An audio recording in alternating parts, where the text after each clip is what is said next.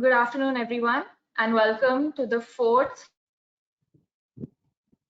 Leadership Dialogue series conducted by DBT and BIRAC. We'll start immediately. We started a few minutes late, apologies for that, but we will now begin with the welcome address. Sandeep Sareen, Advisor, Department of BIRAC.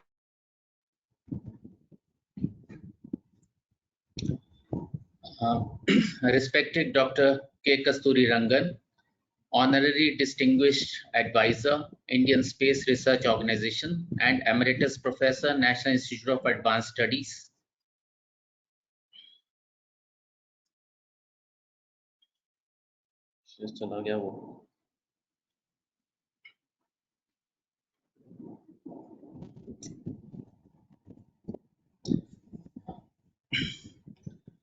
Dr. Renu Swarup, Secretary, Department of Biotechnology and Department of Science and Technology. Ms. Anju Bhalla, Managing Director, BIRAC, which is Biotechnology Industry Research Assistance Council, a Section 8 public sector company of Department of Biotechnology, colleagues from DBT and BIRAC, and all our attendees from across the country. On behalf of Department of Biotechnology, it is my pleasure and privilege to welcome you all to the fourth Leadership Dialogue Series lecture to be delivered by the Padam Vibhushan Dr. K. Kasturirangan. We are indeed honored to have this luminary of Indian science amongst us to share about the journey of the inspiring leadership of Dr. Vikram Sarabhai and Dr. Satish Dhawan, the two stalwarts of the Indian space program. The challenges posed by the COVID pandemic to the entire world during the current year and last year has made it amply clear that it is more important than ever for us as a society and country to learn and be inspired from the journeys, lessons, and triumphs of leaders across different areas, be it the sciences, humanities, or any other field for a better tomorrow. This, in essence, is also the ethos of the Leadership Dialogue series, which was started in 2019. I strongly encourage everyone to take the fullest advantage of such an excellent opportunity. We are also joined by many students and young researchers, our next generation of leaders, and we are hopeful that this series inspires them as well. After delivering the lecture, Dr. Kasturirangan will be answering the questions posted by the esteemed audience. I exhort the audience, especially the younger ones, not to let this opportunity go. Please do type the questions you may have on the chat box. The webinar is also being streamed live on DBT's YouTube channel. Our team will be collating the questions shared on both GoToWebinar and YouTube platforms. We look forward to the exciting and thought-provoking questions. I now request Dr. Renu Swarup, Secretary, Department of Biotechnology, to introduce the Leadership Dialogue series and our distinguished speaker. Thank you. Thanks a lot. And I'll now hand it over to Dr. Renu Swarup. Thank you very much, Sandeep. First of all, thank you very much, Dr. Kasturirangan sir, for accepting our invitation for this leadership dialogue. Who better than you to give your thoughts, your vision to this great audience? My apologies for delaying this for 2 minutes, sir. As you know, we are precise on timings, but this is technology. And I think your dialogue has enthused so many people that by the time I tried to log in at 11:45, the session was full and there was no way I could enter the session. So I had to come in through Vaishali's session to enter it. So that really, sir, is the excitement that you have created for this lecture series. So once again, thank you very much, sir, for being with us. I've been given this extreme privilege of introducing you, sir, as a speaker. And I don't think we will have enough words to introduce you as a speaker because your introduction is there for everyone in terms of our scientific research, education. Everybody knows the role that you have played in building this ecosystem and the leadership within this country. This DBT BIRAC lecture series, as I had mentioned to you, sir, is a dialogue that we have started with senior leaders like you to enthuse our younger researchers, scientists. And when I say young, it's not just young in age. It's those who are young in mind, those who are young in their thoughts. Because as you know, that leadership does not really have an age at which you can be tutored to become a leader, or you can say that now I'm too old to take on an understanding of how to become a leader. It's a continuous journey which even leaders keep learning as they move forward. So this is for everybody. And as we said, sir, we've been joined today, not just on this platform, but also on the YouTube and other platforms by more than 1,000 students, researchers, and young students. So we're all anxiously waiting to hear. For our young students and researchers, I will, with great, it's a privilege to be able to introduce our speaker. Dr. K. Kasturirangan, as we all know, has played a very, very important leadership role in the space program to begin with, which he oversaw. And right from 94 to 2003, he's the chairman of ISRO. He has been a member of the upper house of parliament, a member of the erstwhile planning commission, and more recently, as we all know, the chairman of the very much acclaimed and released National Education Policy. Thank you, sir, for bringing out such important recommendations for what is going to impact our education as we move on. Dr. K. Kasturirangan is currently the Chancellor of the Central University of Rajasthan. He's the Chairman of the Governing Board of UCA. He's the Chairman of NIT Nimrana. He's a member of the Atomic Energy Commission, Emeritus Professor of NIAS, and the Honorary Distinguished Advisor for ISRO. These are only some of the introductions that I could fit into this piece of paper that I have before me, because they run into so many pages that it's difficult for us to even talk about it. A fellow of all the 4 national academies and several international academies, he's been conferred the Lifetime Achievement Award as well as the Fellowship of the Karnataka Science and Technology Academy. A member of the International Astronomical Union and a fellow of the Third World Academy of Sciences. He's an honorary fellow of the Cardiff University, UK, and academician, the Pontifical Academy of Sciences, the Vatican City. Something very interesting, and sir, your experience through all these would enrich our audience today. Dr. Kasturirangan is the only Indian to be conferred the honorary membership of the International Academy of Astronautics and being its vice president from 2003 to 2005.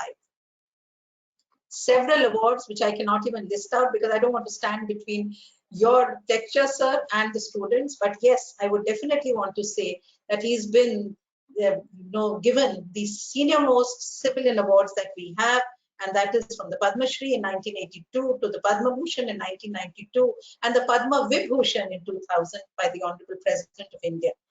We are greatly honored, sir, that you have accepted our invitation for this leadership dialogue, and we thank you so much. I'll now like to hand it over to you, sir, for this very interesting title that you put in on leadership and the creation of a new scientific endeavor, the role of a visionary and a missionary. So aptly said. And over to you, sir, for your lecture. Thank you so much.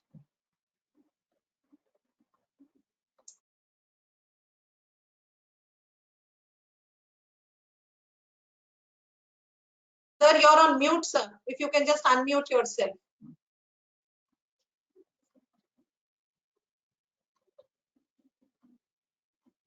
Can the organizer unmute you? You're on unmute. You're on mute, sir. You'll need to unmute yourself. And Yes, can sir. we unmute? Yes, sir. We can do it now. Thank you. Is it okay now? Is it okay? Is it okay? Sir, perfect. Yeah? Thank you. Perfect, Okay. sir. Perfect. Thank you. All right. Esteemed Dr. Renu Swarup, my valued long-term colleague,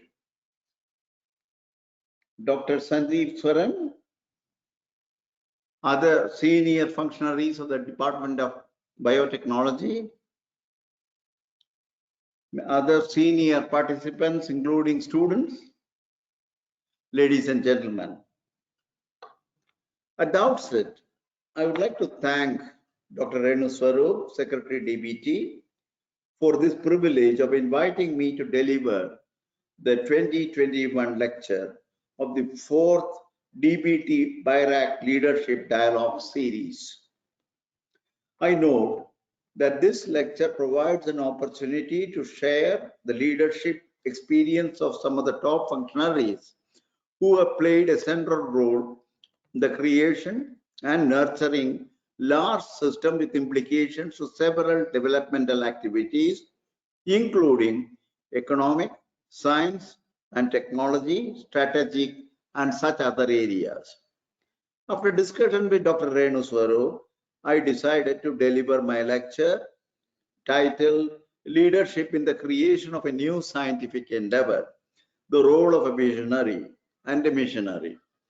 This lecture will center around the initial space efforts of our country under the visionary Professor Vikram Sarabhai and taken forward thoughtfully by his illustrious successor, a great missionary, I should say, Professor Satish Dhawan, who helped to define several related mission scenarios for the space. The vision, the mission, and the extraordinary leadership that these two pioneers gave has led to a sustainable, cost-effective, and highly pragmatic national endeavor, calling upon the highest levels of science and technological accomplishments on the one side, and bringing in a large body of stakeholders on the other side. Now let us see what are the visionaries thing that he bequeathed to this nation, the vision of pioneer Dr. Vikram Sarabhai. I just have put a few important landmark statements that he has made with respect to his vision and which he has delivered in several fora. The vision had an extraordinary for realism and pragmatism. It was just like, it was not like flying kites. Unique for deep insights into the socio-economic context, extensive details and identification of different dimensions, beside display of conviction. He had strong conviction that this new technology and new development should find a place in this country in the context of its development. Recognize the potential of space for direct benefits to society and intangible benefits to economic development and security. Defined space applications for mass communication, including developmental communication, resource monitoring, and meteorology. These are the key elements of what space could do from its vantage point. And he made sure that this is a part of India's vision to use the space. Envisaged a new culture of synergizing interdisciplinary technologies and teams. We talk about interdisciplinarity nowadays quite often. He visualized it right in the 60s and see its importance in the context of running a space program. Provided for strong user linkages with emphasis on self-reliance. He wanted to make sure that the users are not space. They have to be outside, and the system of governance in this country in different facets should make use of the space capability for their own end users. Address organizational structures and role of humans in space. Something it is not that the role of humans in space, he did not think about, but at that time, it had to be seen in a different context, but he addressed it in his talks. Evaluated concepts and sharpened the vision over a period of nearly a decade. He was in charge of the space for nearly a decade. And what he did was to evaluate certain concepts of this vision on the ground in terms of realities that it can bring in. And therefore, he worked along the sharpening of the vision, actual ground evaluation of some of these aspects. And during his time, if you take into account the 2006 expenditure, we hardly had spent about about 1% of the space budget to see that we have a viable vision for the India space program. And then if you now look back, at least when I was the chairman and I stepped down from chairman, and I look back at what have we done in the last 45, 50 years, all I can say is the vision of Sarabhai was valid over that period, and it withstood the test of time over the 5 decades. That is the power of his thinking, and therefore the type of vision that he gave to the nation.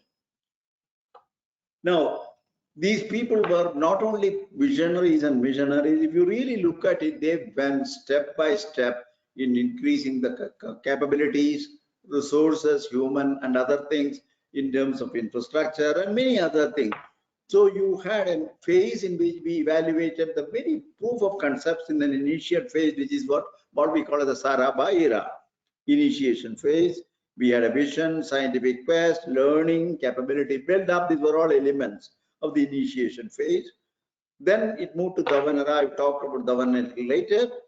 Experimental phase. Here he tried to do experimental mission end to end. How does it mean to make a space system, put it for a particular purposes?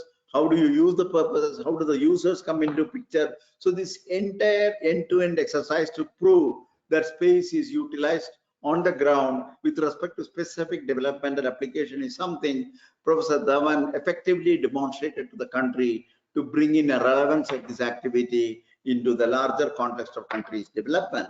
Prototyping and research he promoted to make sure that this move forward in the context of further consolidating these ideas. And between Professor Dhawan and moving over to the UR Rao and beyond, I'm not talking much about them because I want to talk about the two pioneers, but they put us, with Professor Dhawan had a critical role in operationalizing the space system. What I mean by operational missions are the ones that provide routine, the space provides routine services to a variety of things. So you have operational mission, it provides national services, whether it is in communication, broadcasting, remote sensing, and so on. Create a wide database and institutional framework to make sure that we work with other institutions in the country and departments in the country and other stakeholders, and ultimately also to make sure the space has got a broader outreach, the global outreach, and we wanted to make sure that we have that part of it even as we went into the commercial domain. So strategy to systems, systems to institutions, institution exploration and innovation were the steps in which this entire effort has evolved over the last 50 to 60 years. So what have we achieved? If you look at the last 50 years of Indian space program, I just put down some broad picture to give you an idea that since the vision of Sarabhai in 60s down to 2020 today, if you really look at it, this is broadly the kind of things we have done: 78 launch vehicle missions or 107 satellites, which are built besides, of course, large number of foreign satellites, smaller ones. Our budget has grown from a few crores to today. Our budget is more like $1.89 billion, the 2020 budget. We have a leadership with respect to the stakeholders of utilizing the space.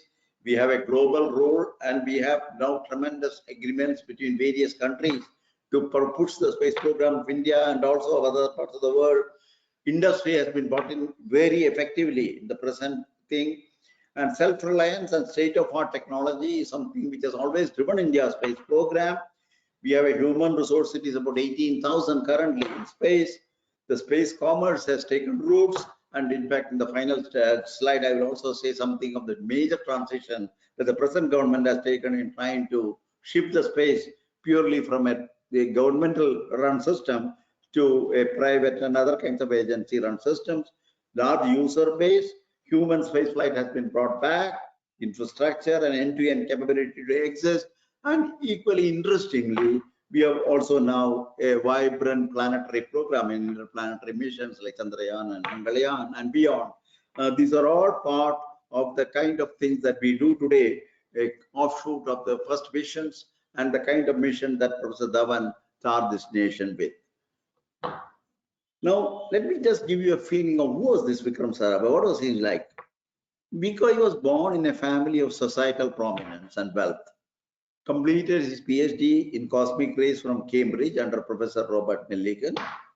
His scientific outlook, family background, and the broader ecosystem of great achievers with whom he was exposed to in the early phase of his life, all added additionally to his highly creative and original thinking.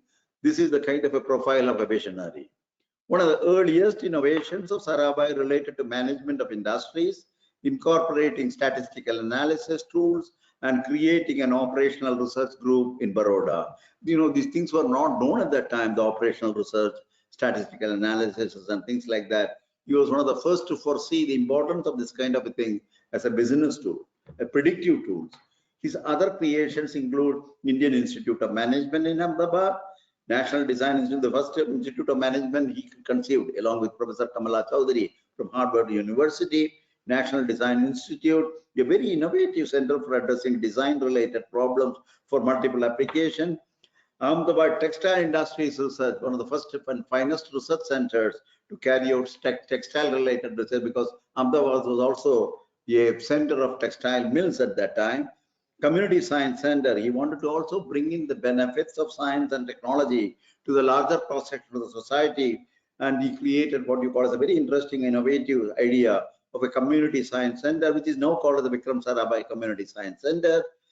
Professor Sarabhai started the physical research laboratory, the laboratory which was later on became the cradle of India's space program. Initially, of course, his idea was to promote space science research, cosmic rays, atmospheric space sciences particularly. So this is broadly to give a picture of the person that Sarabhai was, coming from a rich family, but getting down to areas which provided path-breaking developments for this country. So now let us look at what all he did in the context. Of course, he recognized the importance of science as an area which can create interest in space. What he did was, the upper atmospheric research was already there among us, and larger geophysicists were there. There are also people who were working on cosmic rays and astronomy and so on. So he thought this should be promoted. Scientists are the easiest to adopt the new technology, use it and fly rockets and other kinds of vehicles to make measurements of their interest. So one of the things was, he brought the scientists into the picture, those who can use the space capability, the vantage point, especially using rockets and balloons, and finally, of course, the satellites, and enthused them to build instruments and fly. So there was one of the first things that he did, and he created the Tumba Equatorial Rocket Launching Station. Scientifically, it's a very important geographic resource for this country. The equator, the geomagnetic equator passes through this area, and obviously there are interesting phenomena in the atmosphere and ionosphere which could be studied. Interesting physics in physics of plasmas, thin plasmas one can study. So he wanted to exploit this. You great scientists, and thus you could spawn the elements of a space program through instrumentation, rocket flights, and upper atmospheric exploration. He also knew that we need to build this kind of rocket. He had a self-reliance as one of the key elements, as I mentioned earlier, and therefore the rockets were built, designed and built by these, and they created a new institution for that, the Vikram Sarabhai Space Center, as it is known today. It's certainly a satellite. It's called as a Space Science and Technology Center in those years.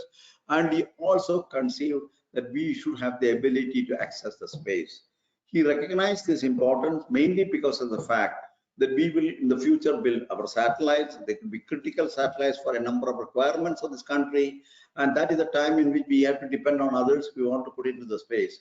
And autonomy in the access of space is very critical for this country. We have to run a viable space program. So in a modest way, he started the satellite launch vehicle 3, SLV-3. You may know that Dr. Abdul Kalam was the project director for the first of the launch vehicles, SLV-3. He established the infrastructure and all the rest of it to make sure that this aspect of the rocket capability is built. Today, of course, we talk about GSLV Mark III, putting multi-ton satellites and payloads into orbit, and we are thinking of using the GSLV Mark III to put a manned spaceflight capsule. So you can see where we have come from, a 40-kilogram modest space program with the rocket capability that I mentioned in the Rohini and the SLV-3. Application, he knew the importance of application. The use of space has relevance in this country, not so much because it can do only science. It should have several other dimensions to its application, so that there is a larger number of stakeholders and there is a larger interest in the society with respect to the promotion of space with taxpayers' money. So he started with the satellite instructional television experiment, a very interesting society, what you may call as an experiment to bring in the benefits of space communication to the remote villages and give them the benefit of education in areas like health, hygiene, agricultural practices, environment, and things of that kind. It was one of the largest sociological experiments ever conducted across the world. 240,000 villages were taken care, and 200,000 about 400 villages were taken care. Into 240,000 people were involved in 6 different states of this country. That was right. It used an American satellite. We didn't have the time at that time to build the satellite capability. We borrowed an American satellite, the ATSF. brought it over the Indian Ocean and used this experiment. And this experiment was planned and conceptualized by Sarabhai to demonstrate the power of the space communication in the context of social development. Other thing he realized, as I mentioned, was to look at the space from look at the ground from the space, to look at the resources, and to provide accurate, precise, and timely information about the natural resources. So we had to establish the methods of doing it. You have to have a camera system in space. You need to take the photographs. You have to process the photograph. You have to interpret the photograph, quantify the photograph, and say for a particular resource what is the kind of quantified numbers. So this entire loop has to be worked out. The satellite had, we still didn't have the ability to design and build satellites of the sophisticated needed for this. So he got the American satellite lands, and see, look at the strategy that Sarabhai always this thing. He used foreign satellites. He asked the Indian system to build their ground infrastructure. He brought in the stakeholders and identified and give them special orientation to use this, and then integrated it as a part of India's development and strengthening the developmental approaches using the space component in this. So you can see this, he was a very clever way to cut the time, cut the investment, but at the same time provide the assurance to the country that these are important and this is useful. So that's where the aerial smart sensing and the American satellite Landsat comes into picture. So he was trying to make sure that institutionally he was getting quite a number of stakeholders from the various departments of the government. That is one thing which he did. He recruitment of Indian scientists. He had a tremendous ability to get the best, persuasive power to get the best of Indians from abroad to come and work in India, starting with the Indian space program. And this he succeeded eminently. So he had the best of Indian scientists who have been working about coming to India to take up responsibilities.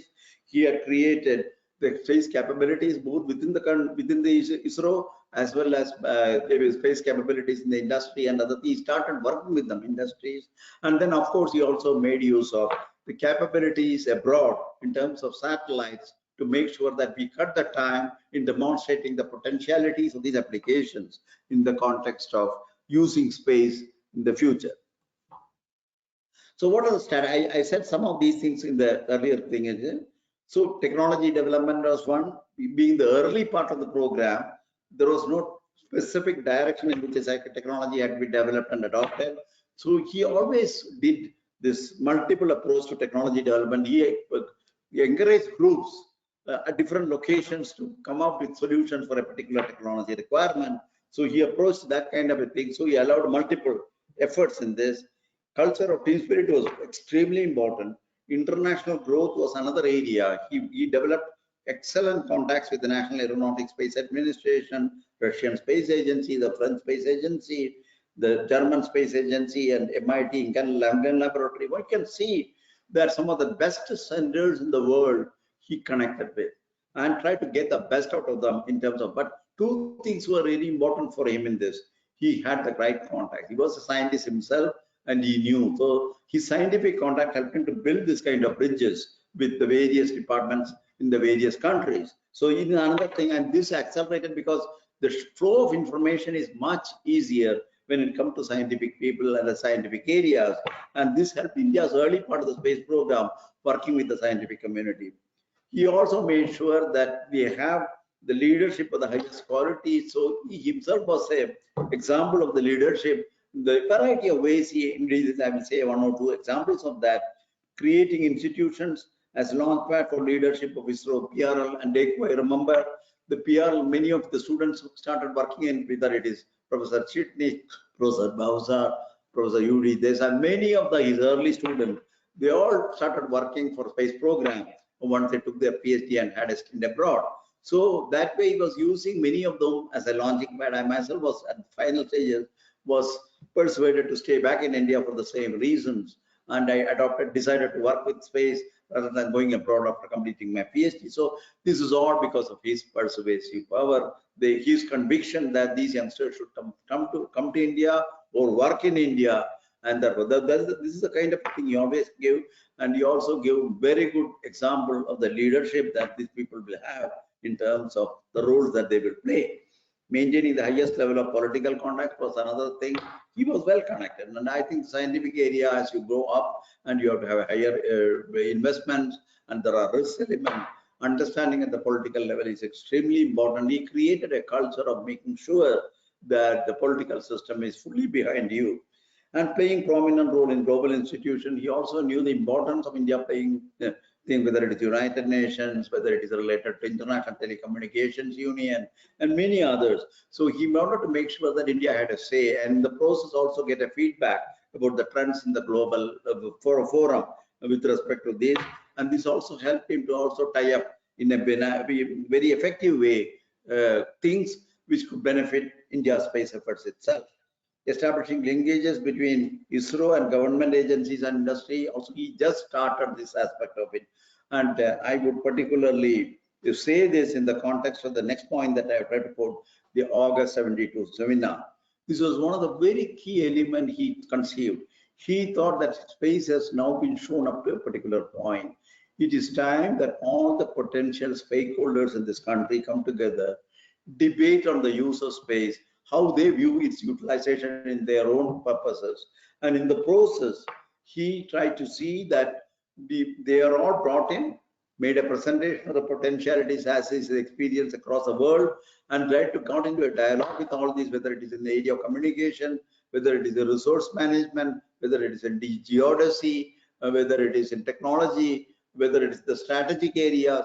He called all such stakeholders and had extensive discussion at a national level through a national seminar, and it culminated into what you call as an August 1972 seminar, which adopted ultimately the space vision for the next 10 to 20 years, and in a sense became the bedrock for the India space efforts subsequently. So he gave to the nation a direction, the direction through a consensus building across a spectrum of activities in the country, whose stakeholders came together and endorsed that this is the kind of satellite we need, and this is the kind of requirements that we have, this is the kind of services that we expect. And so he committed this kind of things from the space to make sure that you do the next level. And he called this effort of space as a quantum jump from a state of backwardness to the state of advancement. So this is the point at which his own role in ISRO, again, this is more, I don't think I should go too much into it. There are many people who really admire Sarabhai for his leadership qualities, his vision, and thing. I'll just say a couple of things. The one is about J.R.D. Tata. Few men that I have known called for more admiration and affection than Vikram Sarabhai. I think of him and Homi Bhabha as exemplars of modern India. Both died in their prime, with their work unfinished, and yet with outstanding achievements that marked the back, commanding intelligence and high inspiration of their minds. Like Homi Bhabha, the Vikram Sarabhai sought to rid science and technology of the incubus of practice, past practices, static thinking, purposeless controls, and restraints that hamstring development. This is JRD. There is a similar thing with one of his very closest associate, Dr. Kamala Chandri. I won't go into the details of what she has said. It is there in my talk details. But this is just to give a flavor of how his own peers, of the doyens in those management and leadership, talked about Sarabhai's abilities and role that he played in India. So I only want to just summarize this aspect of Sarabhai's personality by only two. Once, this was the time in which Sarabhai was the chairman of ISRO. There was 4 rocket flights to take place from Tumba, and this was to be done over a night to understand the diurnal variation of the winds in the rocket altitude of about 100 kilometers. So the rocket carried some, what you may call alkali vapors, which could be released into the atmosphere. The atmosphere in that altitude, if you do it in the certain area at the dusk or dawn, gets still the solar radiation, whereas on the ground it is dark. So you get the fluorescence of that particular alkali vapor. Take the photograph of a cloud, a yellow cloud with the sodium cloud, and then try to do it from a triangulation techniques and try to evolve the way. So this is the objective. And the rocket will carry canisters 3-4 times in the night to look at how over a night period how does that change the structure. And unfortunately, in the first flight, second flight, and third flight, the sodium vapor failed to release from the rocket, and so they called it off. Sarabhai was there in Ahmedabad, and I happened to meet him. I remember this very well, and he said, "Has the Spanish Armada come back?" Very laughingly he asked. But then later on, he met the entire team. I understand, even though he was jocular in trying to inquire about this, he really wanted the entire thing to be gone into greater detail. And ultimately, of course, the problem itself was very simple, that there was a pyro. The pyro was not igniting in the atmosphere. In the atmosphere, it ignites with oxygen. But when you go to the higher altitudes and in the areas of rocket altitude, that oxygen not enough, and therefore it did not ignite, and therefore there was no sodium vapor. But that was a terrific learning, because these pyros today power all the rockets of the country, also satellites of the country. That initial failure really provided us the best of the clue of what cares we have to take. But this is a pattern that he always followed. Go into the deep depth of a failure, understand the failure, make sure that, and he believed always that there is a failure is always a stepping stone for the success. So he never worried about the failure, but he always worried about whether we understood the failure or not.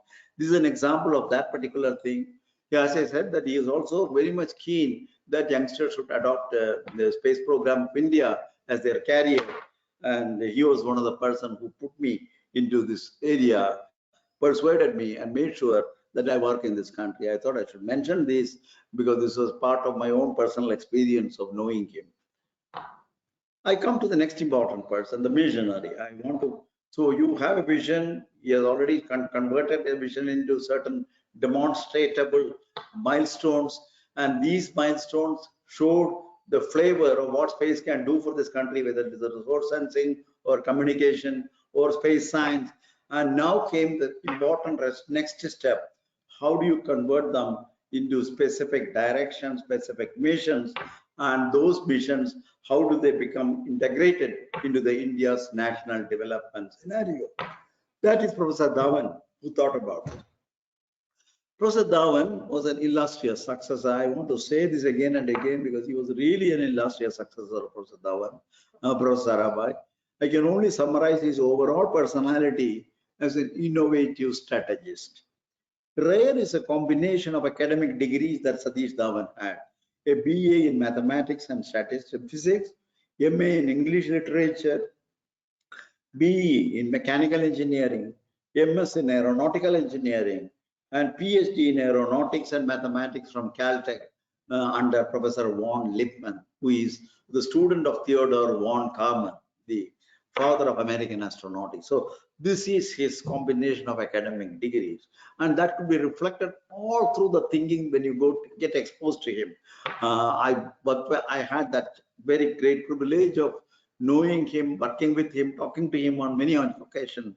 It was an extraordinary mind that I was dealing with, and I can't express it in words beyond the fact that if you were to bring all these together, and the next para which I say, Rare is a human being of his kind, a lovable teacher, an intense researcher, an innovative technologist, and an able institution builder, and an excellent academic administrator, all at the same time, yet distinctly visible. That was Professor Satish Dhawan. So when the second person, the second chairman of ISRO came into picture, we were facing a person of this caliber, of extraordinary qualities. So what are the things he wanted to take forward? The great vision of Sarabhai, the great steps that he had taken. And of course, first and foremost, he thought that we should have the more concrete direction with regard to the ability to build satellites. So the Aryabhatta and satellite programs were the final decisions. And what he did was to show a demonstration of the technology through the Aryabhatta, the first Indian satellite. And he said, I will use the same resources, for example, the bus of Aryabhatta, to see whether we can convert it into a limited purpose and remote sensing satellite. That became the Bhaskara program. The whole idea here is to make sure that you take the easiest in terms of the time frame and the financial investment. Try to learn quickly the art of doing things and try to master the principles behind the whole thing, and also demonstrate in a limited scale if it can be done in a short turnaround time with limited budget. So Aryabhatta and Bhaskara really represent that aspect of demonstrating the building of a satellite, the building of a scientific program, and the building of a remote sensing activity embedded into this. On the technology, he continued to build the space infrastructure. Obviously, the Vikram Sarabhai Space Center expanded considerably during his time, identified and start building the Sriharikota Launch Center, built up a great application center at Ahmedabad, and then built the ISRO Satellite Center. He thought the satellite has to work in Bangalore because of the tremendous aeronautical and other activities around, which could be a support. So you see, these mind worked in this kind of an approaches and make sure that this is spread out in the country.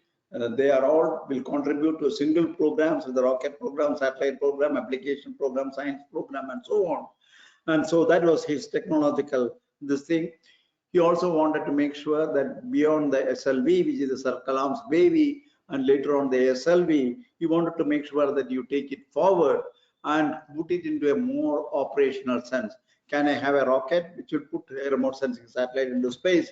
That is the genesis of a PSLV, a very significant step from the early experimental vehicles like SLV and PJSLV, the augmented satellite launch vehicle, because PSLV was capable of putting something like 100 kilograms, 1000 kilograms into a polar orbit, or 2 or 3 tons into a near Earth orbit. So that could really be a very useful vehicle to put our remote sensing systems into orbit on our own. So this was one of the major decisions he took to make sure that the autonomy of access to space we get out of this. Similarly, initiation of certain areas. I want to give this just to give you a PSLV. The other aspect of it is he also believed that there are technologies which are going to be used by the Indian system. One of them was the cryogenic engine development. He also knew the complexities of a cryogenic engine development because it uses hydrogen, liquid hydrogen, and liquid oxygen, one at the temperatures of 10 degrees and the other at 60 degrees Kelvin. These are extraordinarily low temperature material compatibility, the question of a turbo pump to operating at 40,000 to 50,000 RPM. So these were very great challenges. So we wanted to bet our hand. Even if you have to get cryogenic engine support from abroad, he knew that if we have to negotiate and be on the buyer side with authority, we should understand what this engine is. So he initiated in India a development of even 6 to 8 years earlier than buying this cryogenic engine from abroad, to see that we have a group of people who have wetted the hands on the development, and a 1-ton engine was developed under his supervision. So that is a kind of strategy he adopted with respect to even buying. Buying doesn't mean that you go and blindly buy something. You have to understand what you are buying, and if you have to understand what you are buying, you have done a little bit of that. That is the strategy. And ultimately, also having bought already, are you in a position to now go forward with your own efforts indigenously because you understand the system much better now? So these were the considerations that weighed in the mind of Satish Dhawan when it came to technology acquisition, and technology indigenization, besides, of course, the technology with respect to new directions where you need to do research area.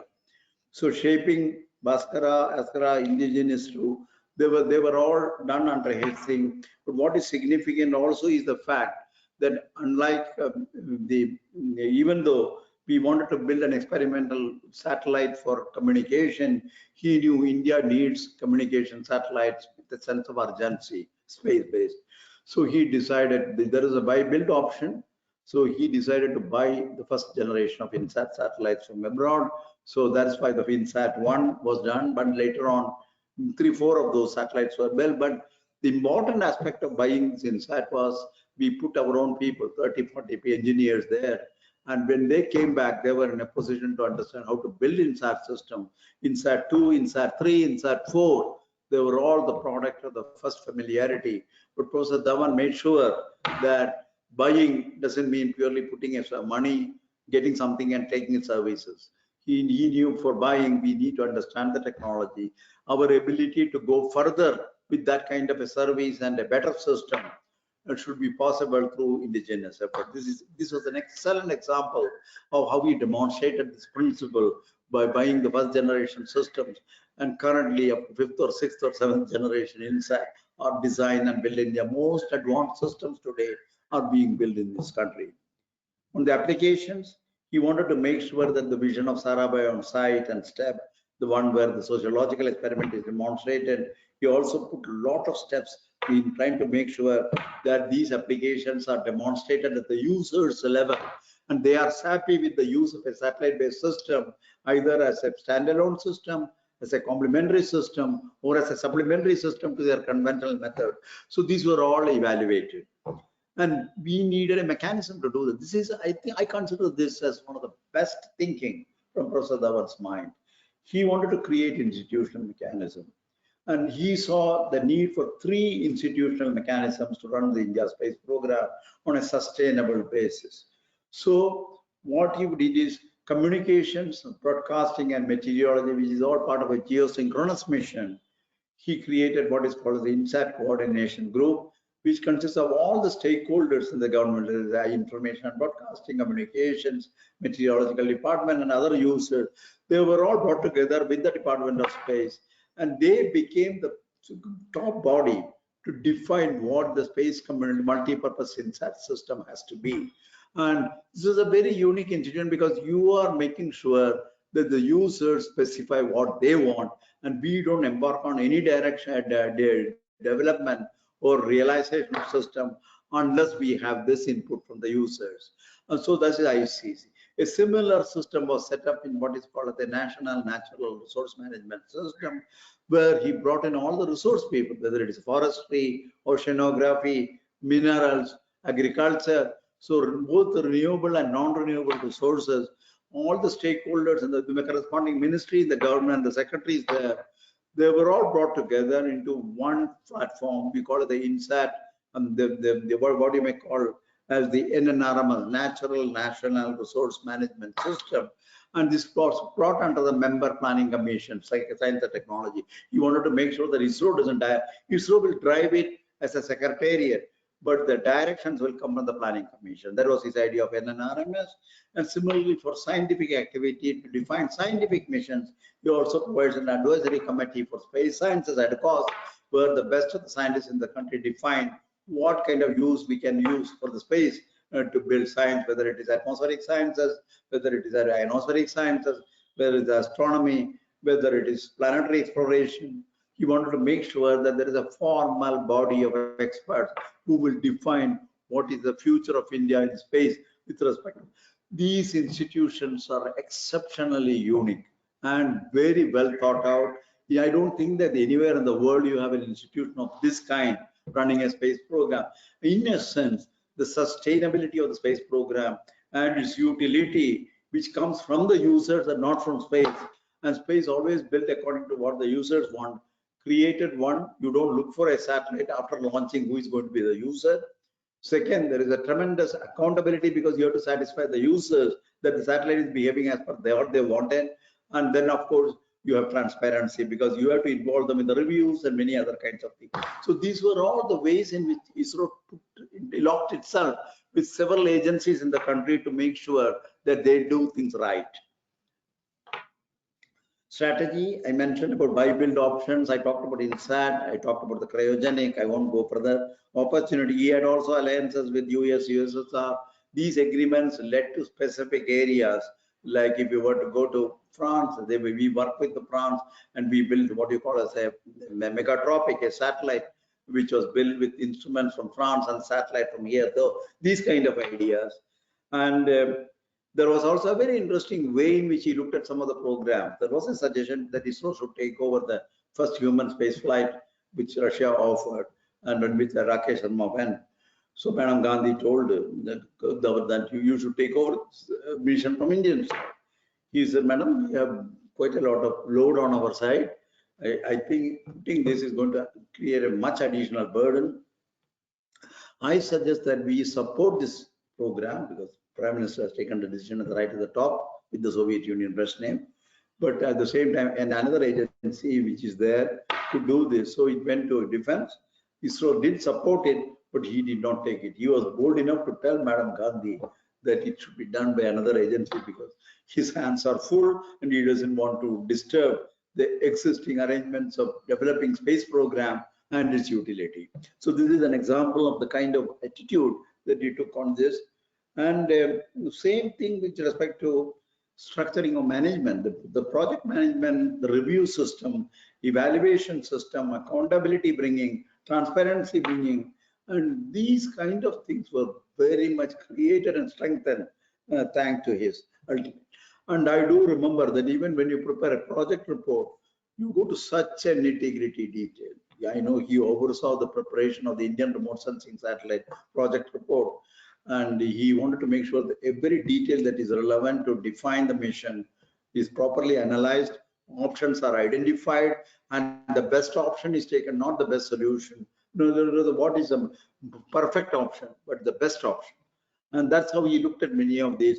I should say that when we had a 62 crore program for the 2 IRSs, and ultimately the type of rigor with which we went about, finally we ended up sending 68 crores after 7 years. So you can see this is the thoroughness with which he looked at everything, and he's well known for thoroughness of project report. Anything that he was placed to him, he wanted to make sure, have you looked at all the other possibilities? So he always made us work on multiple options, the pros and cons of every one of those options, and then choose the best option, not the perfect option. So that was Professor Dhawan.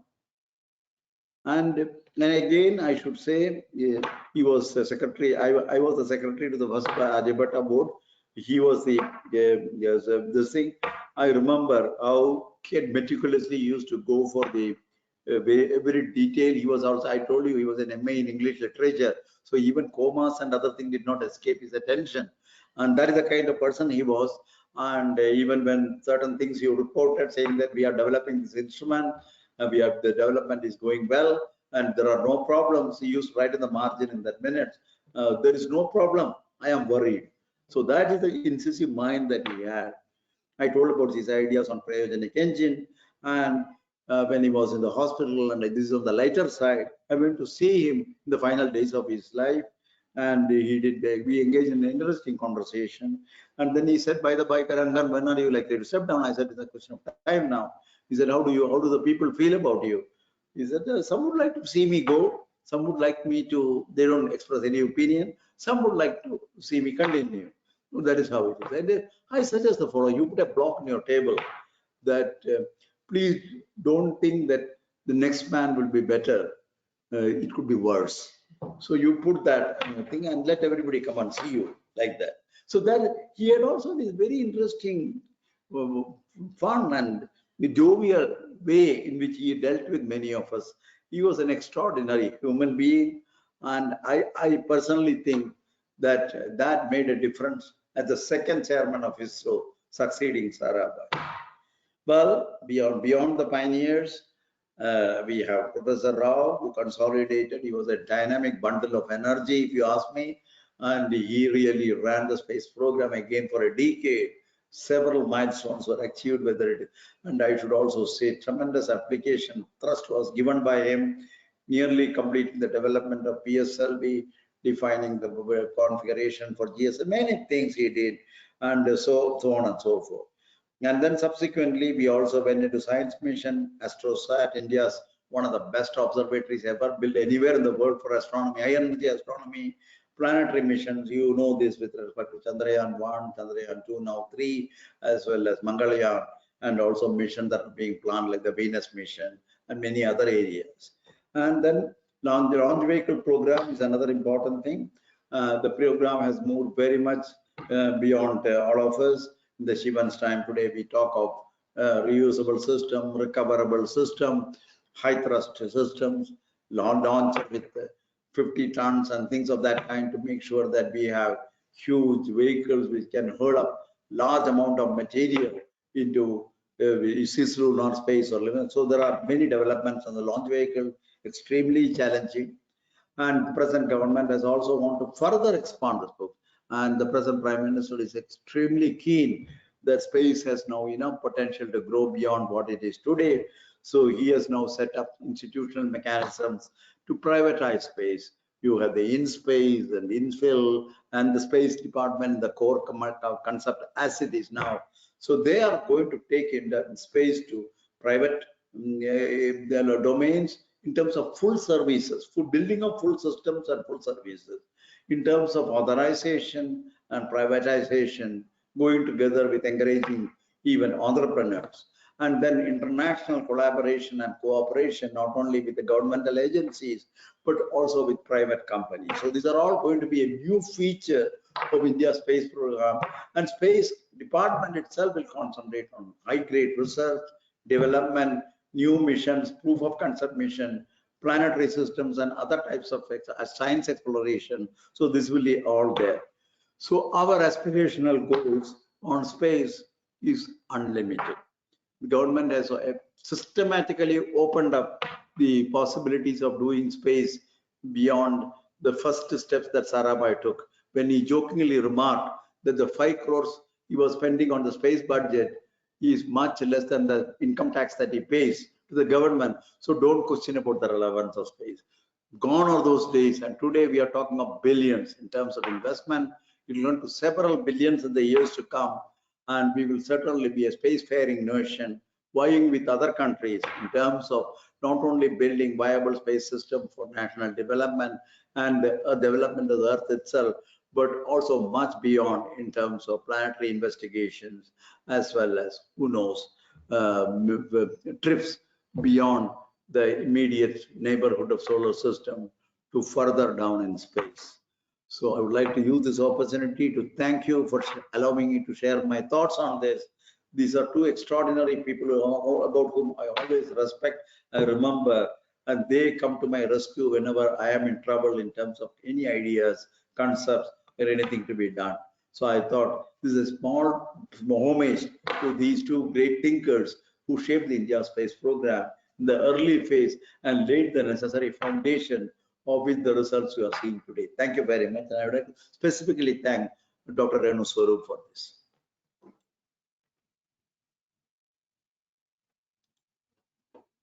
Okay.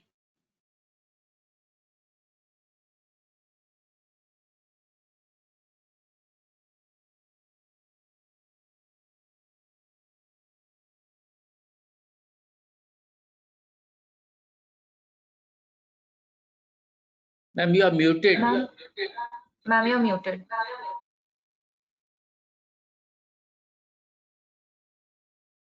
Now am I audible? Okay. Thank you, sir. Thank you very much for this very, very enlightening talk. It's been very interesting, and I'm sure all those who've heard this excellent talk from you have been motivated to see how a vision can be converted into a mission and then implemented. And for the whole sector of biotechnology, there is so much learning from what you have just shared with us. And I personally have had the benefit of this leadership which you have given to the sector through the various interactions I have had with you through my career, and especially for many of the committees that you have chaired for us, where you've given us exactly these very ideas to move ahead.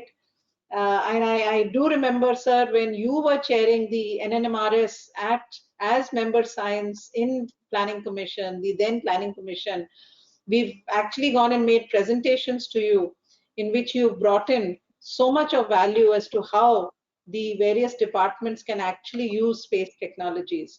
And I think considering, and in the reviews that you did for our biotechnology sector, you brought in very clearly how the biotechnology sector, also being a technology that cuts across all areas, needs to follow a similar sort of a model where we can look at what the users need and then bring in our technologies with self-reliance to cater to their needs. So this talk, sir, has been really enlightening. And as you know, sir, this time of COVID, the biotechnology sector has tried to bring out as a test case many of these advisors that we had, and the vision that we had from the biotech leaders over these years to be able to implement. And if today we have our vaccines, and especially the world's first DNA vaccine delivered, I think we are now moving on to that ladder, which can take forward many of these ideas which you have given us. So thank you very much, sir, for accepting and giving this talk. I'll hand it over to Shishendu. If there are, maybe, sir, we can take about 10 minutes more of your time, if that is okay with you. So some of the key questions and interaction before Shishendu does, and then over to Anju. So Shishendu, over to you. Thank you, ma'am. And before we open the session for question answer with our respected Dr. Kasturirangan sir, our eminent speaker for today, few housekeeping rules that please type your questions, short questions in the chat box, and give your affiliations and name, please.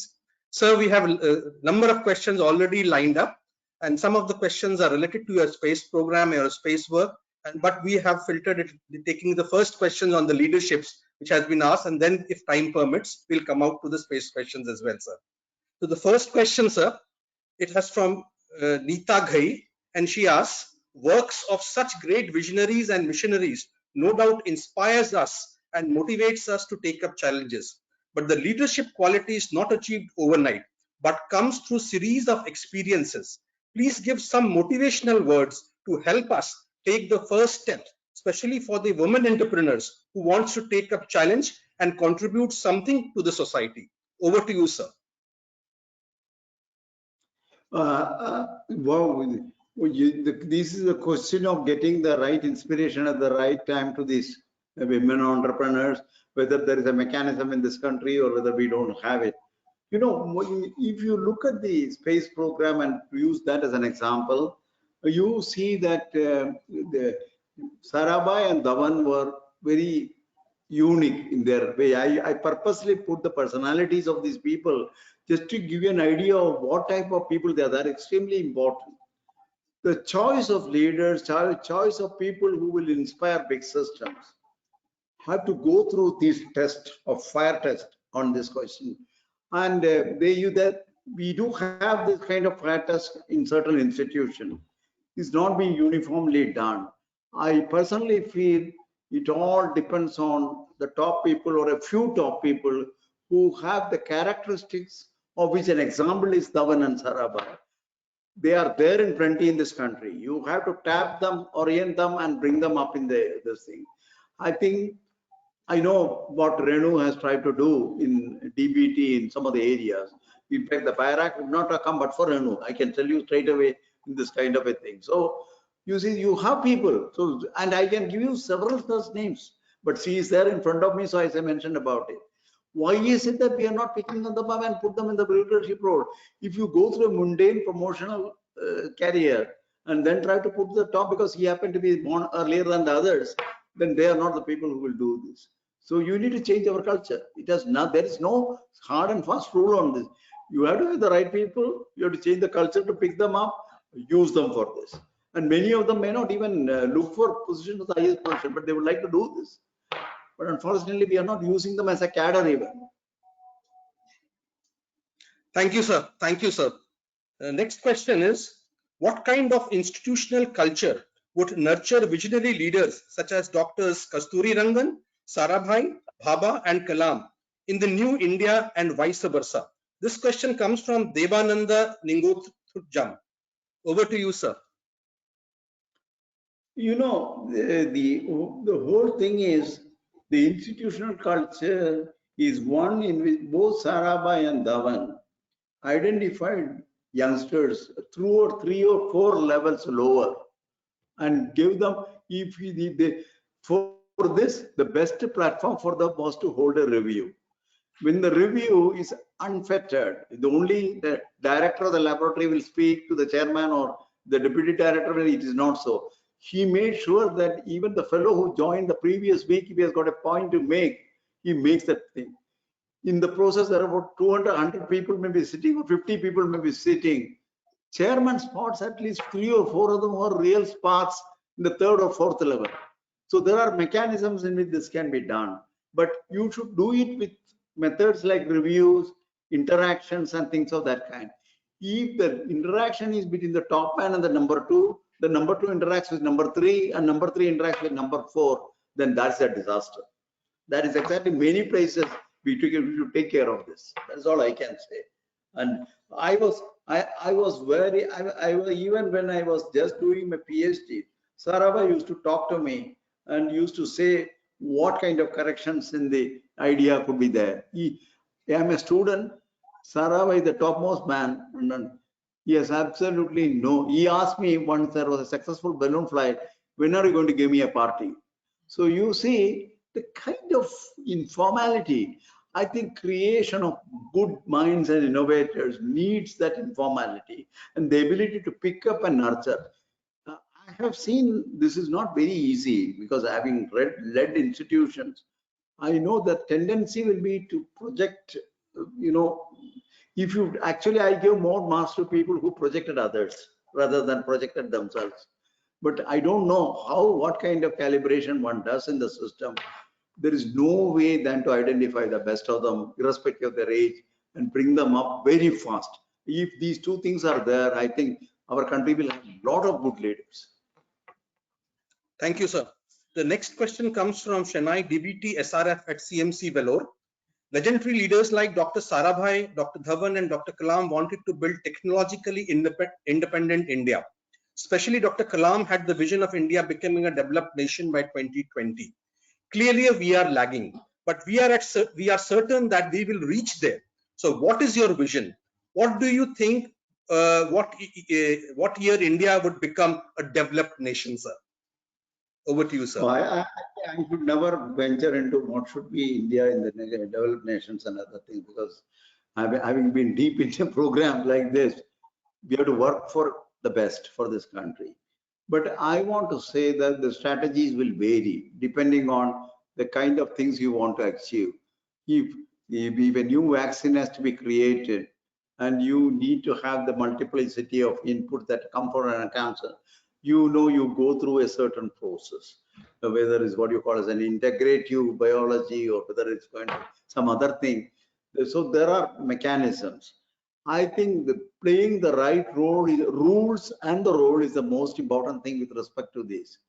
When we had to develop a cryogenic engine and we had no clue how to deal with it with respect to temperatures and turbopumps, we still put this as a challenge for the youngsters. And they came out with a solution. One thing I want to tell you is the Indian youngsters, for them, no problem is unsolvable. What is it that becomes a bottleneck is the fact that you develop, at the top level, if you don't understand the complexity of the development, because you don't review what is going on, and therefore try to take a negative attitude at certain point. These are the kinds of things that can really happen. When we had an remote sensing satellite, we had two youngsters who developed the optics for that. That became the world-class optics, and world-class optics became a world-class satellite. IRS-1C became the world-class remote sensing system because of the optics with those. But those youngsters were known in the organization that they are working on a world-class optic. So that is the secret behind successes of systems. And if you apply this across the board, the examples could be from ISRO, from DRDO, it could be from Atomic Energy, it could be from the BIRAC of DBT, it could be some exceptionally good programs of DST or CSIR. There should be a mechanism to understand those practices and methods and so on, and try to see how we can expand this, rather than trying to uniformly apply whatever has been done earlier as a carry forward to the next step. Dynamic changes, jettisoning ineffective systems, identifying the effective systems, encouraging them, and these should be part of our blood circulation. It should not be, it's a part of our DNA or whatever you want to call it. Thank you, sir. We'll take 3 more questions, sir, if you permit. The next one, the space research was taken on a mission mode, which was the main reason for its greater success. Why we are not able to adopt such successful model for other social challenges, sir, with the same energy level? From Purushottam. Over to you, sir. Yeah, you see, there is nothing secret about mission and programs and projects. It's a question of how you apply the rules of the game to realize an end goal. And this end goal can be realized in many ways. ISRO will have one way of accomplishing it. DBT will have another goal, another way, and Atomic Energy will have a third thing. I think the question is, Are you able to analyze the nitty-gritty details of a program, understand them, try to take right type of checks and balances where you check them, and even apply things like buy build options as ISRO. I try to say that. These are all the elements which are well known in the leadership, management, and science and technology jargons. The question is, do you bring them or you follow certain boards? I personally feel there are last 10% of any development which are critical after a 90% effort to develop successfully some product. But many times that last 10% drags on because of the fact that they are now the levels of complexities which are not the same as the last 90%. If you have got the grit and tenacity and the leadership has the necessary trust in the system, with that last 10%, if you, I call it all 10%, it could be last 5% also, even last 1%. Even last 1%, what is left over would make it an incomplete program. So if you want to do that, an appreciation of this and encouraging this and ensuring that we take into account the complexities of that and a proper decision, this is the rule that we need to apply, and it should be done all across every effort that this country. If everybody can get a kudos at the level of a 90% success, then sometimes you don't have incentive to fill the last 10%. That is not the way technology works. That is not how the way the development is. We have found that anywhere we have gone, people quickly go to the first 50% is extremely fast. Next it becomes a little. So if you really look at the complexity curve, if you want to put it and the timelines, you will understand where we are getting stuck. And it's possible to solve it, provided you have the right attitude and encouragement at the leadership level. Sure. Sir, thank you, sir. Still questions are pouring in, but we will stop with next two more questions, sir. So how did you answered this question partially in your talk also? How did Dr. Sarabhai convince funding agency to support space research program at a time when we no voice in it and India was struggling economy? That is why, if you look at it, I said one thing at the conclusion of Sarabhai's role. Compared to the 1996 total money spent by space program, Sarabhai spent 1%. And when somebody asked, why are you spending this money? He said that it is at the time the third or fourth year of the space, and he said that that is 4 crores. He pays an income tax with this. I mean, just to give them a feel that it's not large. But what is most important is that the goals are all demonstrable goals which have to be set and demonstrated to a number of stakeholders, not within ISRO. So remote sensing communications are all done by agencies which are outside ISRO.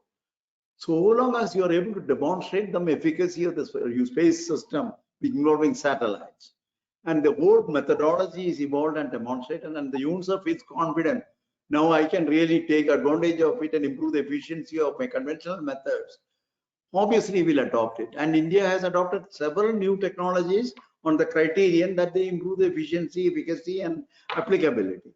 So it is not new. So this was applied very rigorously in space, and no space program was initiated without a proper stakeholder support for that. Whether it is even in science, you have a community of scientists who said, I would like to have an astrosat of this time, and it will be a world-class system. That's how we build it.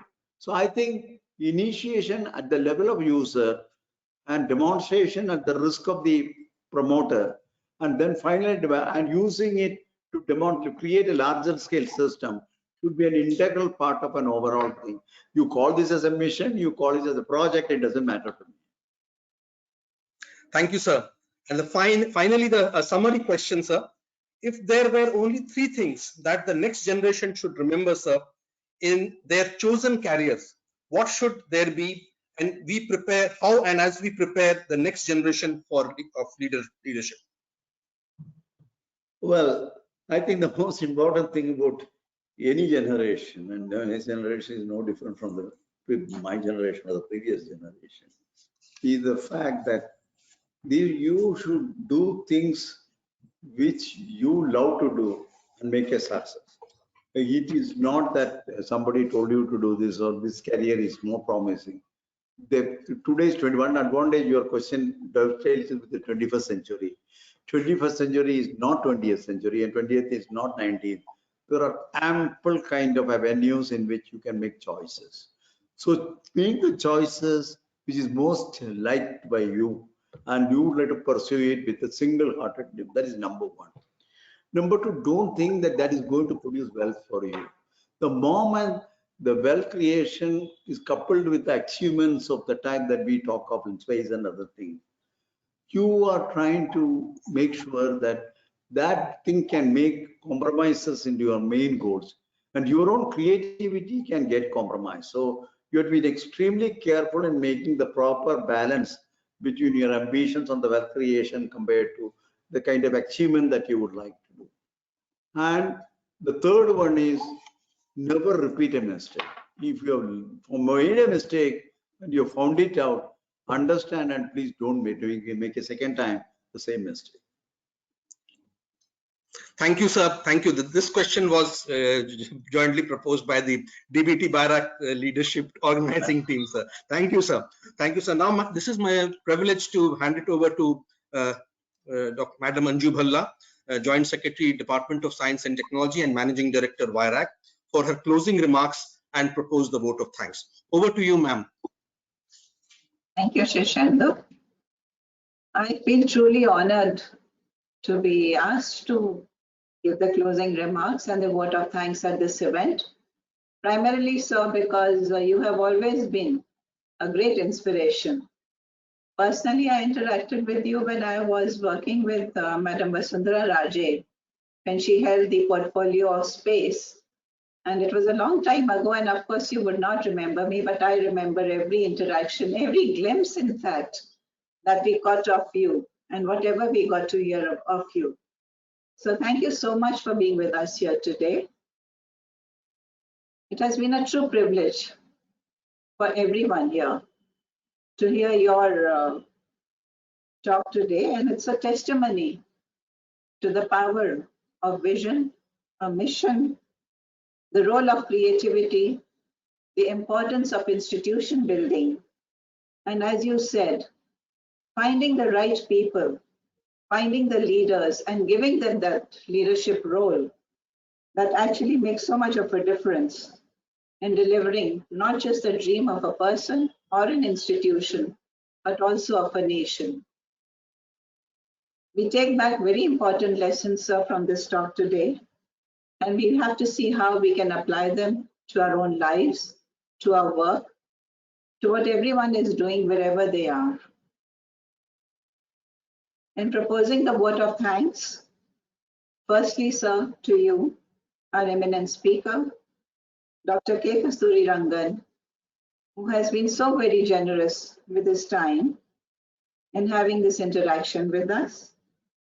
Thank you so much, sir, for sharing your insights and for sharing also the inspiring legacy of the space program, which, as ma'am also said, can be replicated in any sphere of work that we have.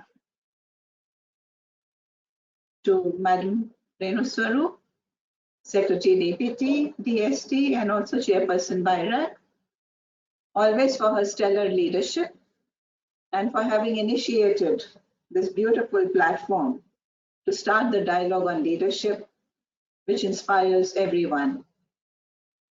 To all our other dignitaries who have joined us on this platform today, my colleagues, Dr. Sandeep Sareen, for his welcome address, and Dr. Shishendu Mukherjee for having so ably moderated this panel session and the question answer session. I would like to thank the teams from DBT, Dr. Amit, Ankit, Dr. Vaishali Punjabi, and the BIRAC team of Guinea, Devender, Vipul, and Anjana, again ably led by Dr. Shishendu Mukherjee, for having arranged and managed this event so well. Finally, and not the least, to our audience who have joined us from across the country and who brought alive the session with their very, very interesting and insightful questions, because when the questions are insightful, the answers also bring out so much that inspires all of us. Thank you all so very much.